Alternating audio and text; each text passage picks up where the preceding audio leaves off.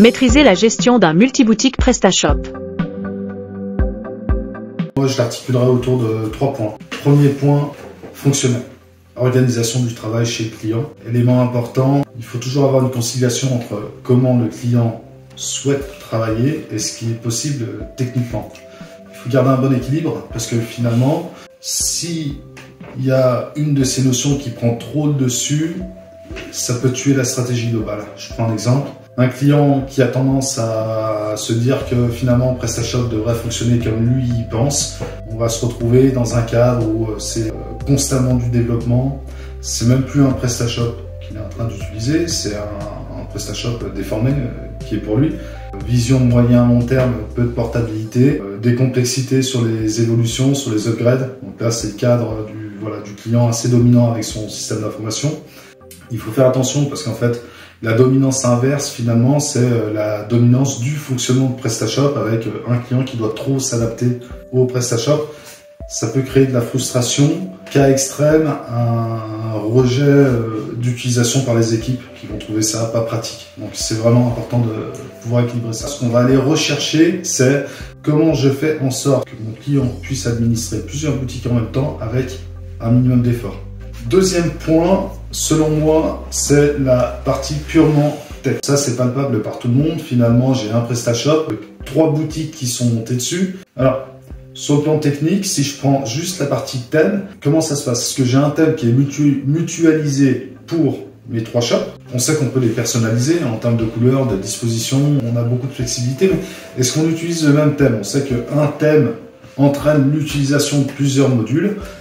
Je sais que finalement, si je distingue 3 thèmes différents, je vais multiplier du coup par nombre de boutiques, le nombre de modules, le nombre de thèmes. Donc ça peut présenter des problèmes. Donc dans la logique, sur le plan tech, moi mon avis c'est que c'est toujours mieux d'utiliser un même thème, ça permet de simplifier quand même la vie aux développeurs. En allant un peu plus loin, c'est la couche métier. Sur la couche métier, est-ce que j'ai 3 boutiques qui vont fonctionner de la même manière ou qui vont avoir des process qui sont moyennement très différents? Si c'est le cas, avoir un bon esprit d'analyse pour justement se dire que attention, on a un PrestaShop finalement qui est en train d'animer plusieurs boutiques différentes qui fonctionnent pas du tout de la même manière.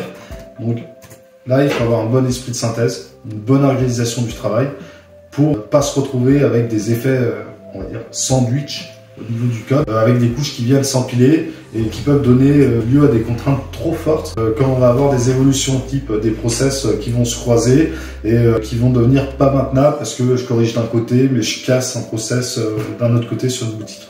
Faire cohabiter 3 boutiques sur un même PrestaShop, ça a forcément des impacts sur le SEO même si on a des noms de domaines qui sont différents. Je prends un cas très simple. J'ai une fiche produit qui est disponible sur mes 3 boutiques. Généralement, on va saisir le même contenu sur la fiche produit. Donc on va se retrouver avec une fiche produit qui porte les mêmes images, le même contenu, les mêmes URL rewrite. Finalement, j'ai que le nom de domaine qui va changer, mais ça n'empêche pas que je vais me retrouver avec ça sur 3 boutiques. Si je suis dans cette stratégie de gagner du temps sur les éléments d'injection de contenu, de saisie, d'entretien du catalogue, il faut absolument évaluer à peu près les impacts qu'on va avoir derrière sur le SEO parce qu'on peut rapidement se faire pénaliser sans forcément le voir.